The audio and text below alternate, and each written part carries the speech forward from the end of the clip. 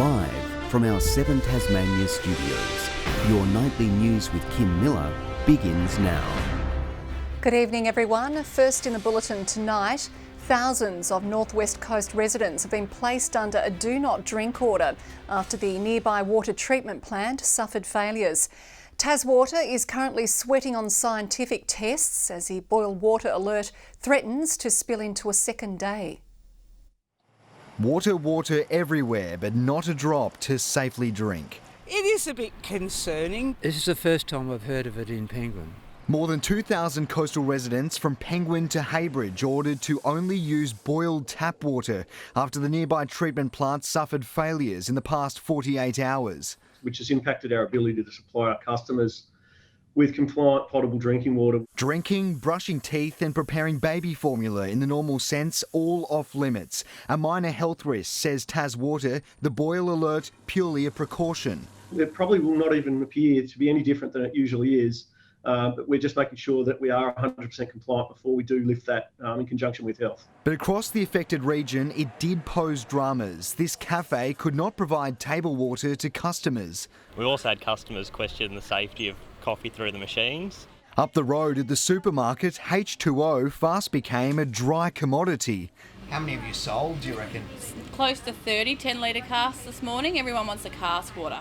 With the water quality issues causing headaches for so many people, TasWater says it has teams working around the clock to rectify the issue as soon as possible. Water samples are currently being tested at labs. The alert will remain in place until both the company and the health department are satisfied with the results. We're asking people to try and be patient while they try and fix the problem. Hoping frustrations from residents and businesses don't reach boiling point. Garth Burley, 7 Tasmania News. A passenger has been killed in a horror head-on crash at Don. The two vehicles collided near the intersection of Cutts Road and Forth Road around 4:30 yesterday.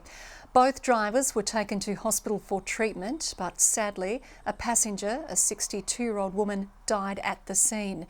Investigators are working to establish the cause of the crash. COVID infections have risen again in Tasmania, passing the 1,000 mark for the second consecutive day. 1,109 new infections were recorded overnight. 4 patients are currently being treated in ICU. Around 10% of all Tasmanians have now contracted COVID since the beginning of the pandemic. Vaccination numbers continue to climb, with over 98% of adults having received their second jab. Support for Peter Gutwin's leadership has taken a hit, dropping 7% in the latest polling. EMRS surveyed voters shortly after the resignation of Sarah Courtney and Jane Howlett from the front bench. It found 52% of Tasmanians prefer Mr Gutwin as Premier, compared to 33% for Labor leader Rebecca White. Support for the Liberal Party has dropped by 8% between December last year to March, as the state government grapples with border reopening concerns. Labor's voter base has risen by 5% in the same period. 12% of Tasmanians say they would vote for the Greens. Tasmania's top health body has slammed the state government's $750 million AFL stadium proposal. The AMA is warning millions of dollars should instead be invested into fast-tracking the Royal Hobart Hospital Master Plan. A multi-million-dollar stadium on the steps of the Derwent is Tasmania's key to securing an AFL team, but not everyone agrees it will be a worthwhile investment. This is definitely not the way they should be spending our hard-earned money. Bed block, ramping and ballooning elective surgery wait lists are just some of the issues plaguing the state's health system. We are under-resourced, overwhelmed and not coping on all levels. Doctors are also doing it tough, grappling with staffing shortages and an outdated IT system. I need to physically either fax the hospital and ask them to fax me back a result, or pick up the phone and talk to someone in the hospital for them to check the result and send it to me, rather than just a quick email exchange. The AMA estimates fast-tracking the Royal Hobart Hospital Master Plan from 30 to 5 years would cost millions less than an AFL stadium and would generate $400 million into connecting the entire health system. This is a Premier that seems obsessed by sport and has failed in his duties to get the basics right to look after Tasmanians who need access to healthcare or housing or a good education. Minister for Sport Nick Street says Tasmania can have it all. In that state of the state where the Premier announced the new stadium, he also announced $2.5 billion over the next decade for health and housing. Even still, the state government will need its federal counterparts to dig deep into its coffers to make the stadium a reality. Ainsley Kosh, 7 Tasmania News. The state government has denied jobs will be cut in a proposed TasNetworks restructure. During question time, member for Franklin David O'Byrne raised concerns 300 jobs could be in danger. Nobody's talking about job losses, we're talking about transitioning TasNetworks. And it's a cheap political stunt from David O'Byrne to suggest that this talking about job losses. Minister for Energy Guy Barnett wouldn't rule out potential job losses in Parliament this morning. A fault within Bassling's energy system has been fixed. An outage in the overhead line was reported late yesterday, with fears the issue wouldn't be rectified until Friday. The state government said the fault would not threaten our energy security. It only adds to a tumultuous week of connection issues after Tasmania recently lost phone and internet services due to 2 separate cables being cut. And petrol prices are already surging in Tasmania, with some stations selling fuel for as high as $2.16 a litre in central Hobart. The average cost for unleaded in Hobart today was $2.02, but servos on the Brooker Highway were slugging drivers upwards of $2.14. It was a similar situation in Launceston, where motorists were forking out around $2.10 a litre. Economists say the average household spend on fuel is $15 a week more than it was at the start of the year. A Hobart business has been fined close to $30,000 by the Fair Work Ombudsman after failing to back pay 5 employees. The workers affected at the Salamanca Wharf Cafe included a visa holder and young staff aged 17 to 19. Investigations began into the location following an auditing activity that targeted the city's food precincts. More police and detector dogs will be on the streets of Launceston as part of an operation targeting hooning and antisocial behaviour. Authorities say a high visibility presence is aimed at reducing crime around shopping and transport precincts. There has been a gradual trend in shoplifting. The previous 12 months was affected by COVID, so the instances of shoplifting or shop stealing were reduced. However, we have seen a trend. Extra police officers have been deployed from the state south to support the operation. A free Tasmanian program is giving people from all walks of life the chance to go on and study at university level. The UTAS Pathway has already bridged the gap for thousands of students who otherwise wouldn't have access to higher education. Obtaining a university degree always seemed a pipe dream for Georgia Barwick. When I was younger and in college, I didn't know what I wanted to do for a living. I didn't know where I wanted my life to lead. It sort of led me off that path of study, really. I wasn't as interested in it. The Tasmanian mother has since gone on to be the first in her immediate family to complete higher education, contributing her success to a UTAS Pathway program.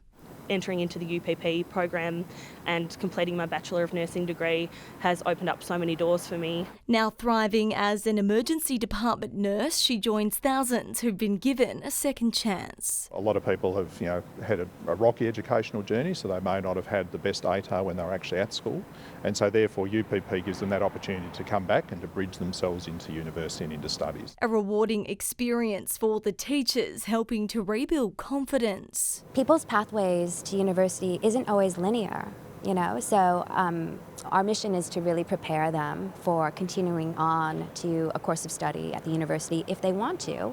The program is offered face-to-face in Hobart, Launceston and Cradle Coast, and sees a majority of students successfully transfer into a bachelor's degree. So this year we have 182 students who are participating in the program, and hopefully those students will all progress through to study university qualifications. For a goal that's never too far out of reach. Just don't give up on yourself, keep that hope alive that I guess you can end up where you want to end up. Grace Evans, 7 Tasmanian News.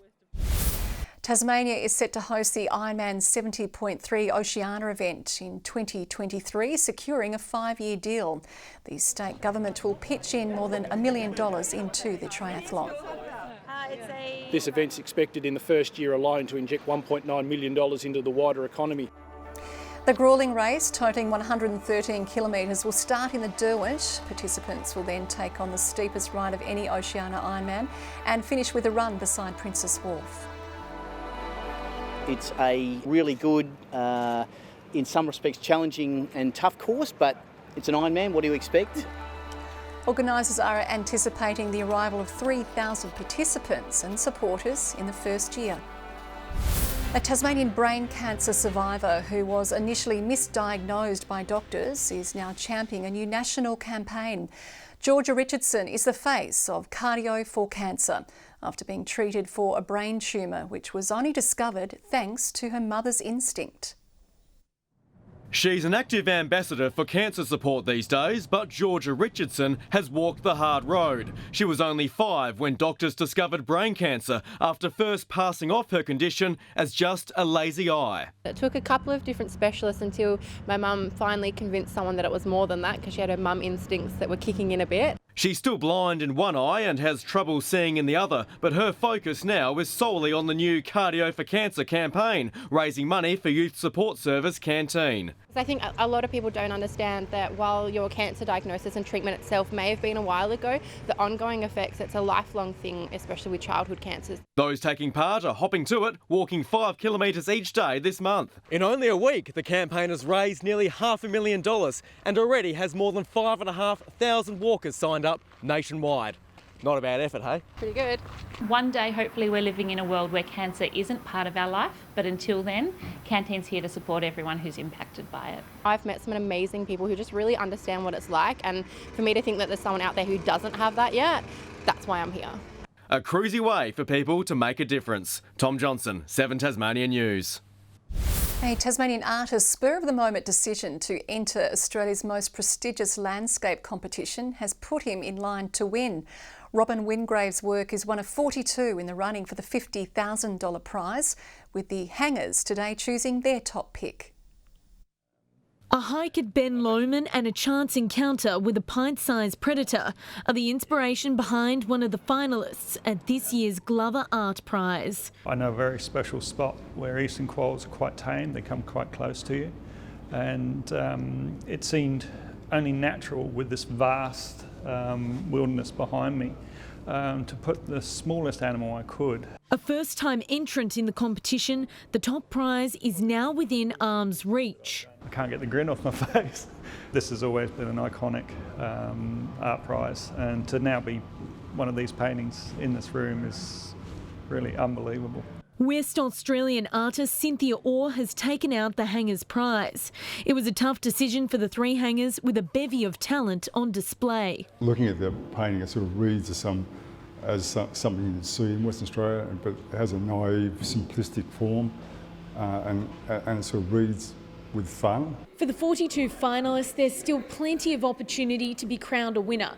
With the Griffith Art Prize to be announced this Friday, then the public will have their opportunity to vote, with the People's Choice and Children's Art Prize to be announced next Sunday.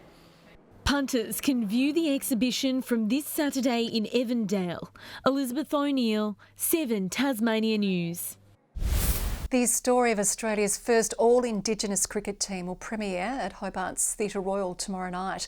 Black Cockatoo is directed by former Sydney Festival Artistic Director Wesley Enoch and uses humour to focus on themes of racism, forced removal and legacy. We're not just talking about cricket, we're talking about Aboriginal rights, and we're talking about the sense too of how we can shine a light on some of those things. There's a rich history that we as an entire nation need to know about. The performance will run over 2 nights. Mona is shining a spotlight on its bad reviews to promote what the iconic Tasmania Museum has to offer. To air the words of online critics, new billboards have been splashed on walls across the country, including local displays at Hobart Airport. The campaign is also being rolled out on TV and social media. Rachel Priest has hit her first ton for the Tasmanian Tigers in the WNCL. The opener smashed the stumps at the other end as she brought up triple figures before finishing on 110. After posting 7 for 241 off their 50 overs, the Tigers wore down the ACT Meteors in Canberra. Molly Strano, Sarah Coit and Amy Smith took 2 wickets each. Tasmania won by 19 runs. Illness has held Stewart McSwain back in Victoria, leading the 5,000 metres at the Box Hill Burn. The King Islander pulled up with only 3 laps to go. McSwain says he is coming off COVID a few weeks ago and is still feeling some of its effects. He's hoping to be fit enough to race in Serbia in a fortnight at the Indoor World Championships. The Jack Jumpers will play the Cairns Taipans without one of its star players. Will Magnay is still recovering from knee surgery with no date on when he'll return to the court. Will's very unique. He's 6'9". He jumps out of the gym and he relies on his athleticism to play. So it's more just about him getting reps and feeling comfortable enough to go out there and play. You know, not doing him any favours if we put him out there not feeling fully ready to go. So no soreness. It's just about getting those movements back. Forward Jared Bairstow is confident the Jack Jumpers can bag a win with the team's current form. Gave them a good shot in pre-season, showed what we can do against them, and I think we need to come back and have that mindset again. And we've obviously developed a lot. It's probably 3 months ago that we played them up at their place now, so we've developed a lot in that time, and it'll be interesting to see where we're at. The Jack Jumpers play the Taipans on Friday in Cairns. Burnie's Taron Armstrong has shown once again why he was named Freshman of the Year in the US. Here goes the freshman, the WAC Freshman of the Year, scoop shot and a finish. Armstrong nailed 13 points, 6 rebounds and 5 assists, while his brother Trey scored 13 points of his own as their California Baptist University won by a point to move into the next round of their conference's final series. Good evening. Hobart 18 today, Launceston, Smithton, Lowhead, Friendly Beaches and Devonport our top with 21, Burnie 19, Flinders Island, Grove, Bushy Park and Strawn 20, King Island 19, Lyawini and Tunnock our low with -1. Got to say it was a bit cold this morning, mostly clear skies today though, some cloud evident over parts of the east, northeast and northwest of the state. No rain, more of that cloud to our north, that low off New South Wales has all the cover there as well, more cloud with the trough line over the north and we see that extensive trough covering 5 states and or territories. The low over the Tasman Sea moves to the south. Winds southeast to southwesterly tomorrow reaching 25 knots offshore in the east, swells to 3 metres. Hobart 20 tomorrow, 40% chance of a possible shower for Cygnet 21 and 21 the high for New Norfolk. Launceston 23 the maximum, partly cloudy, bit of sun over Devonport 20 also the high for Campbelltown. Burnie mostly sunny and 21, partly cloudy for Strawn on 20, Smithton 23 degrees. And St Helens tomorrow partly cloudy, 20 the top, 19 for Swansea, cloudy for Fingal, 18 the maximum. UV at 7 again, and that's registered as high. Fine and partly cloudy on Friday, the chance of a shower in Strawn during the afternoon. Partly cloudy weather on Saturday, some sunshine over the east, and on Sunday fine and mostly sunny. Launceston expecting 27, Hobart 23. A sunny 37 in Perth, fine for Adelaide and Melbourne, partly cloudy as the rain eases over Sydney, but still a few showers over Brisbane. Sunny and 15 in Hobart, sunny and 18 in Launceston, Devonport mostly sunny too and 18 degrees. Winds will start to ease, Kim, as that high pressure system slides across the state and we'll have fine, mostly partly cloudy weather right through until the weekend. And that's the way we wrap up the middle of the week weather. Thank you very much for your expert knowledge. Thanks, Merv. That is all your news for now. We'll be back later with updates. Thanks for joining us. Good night.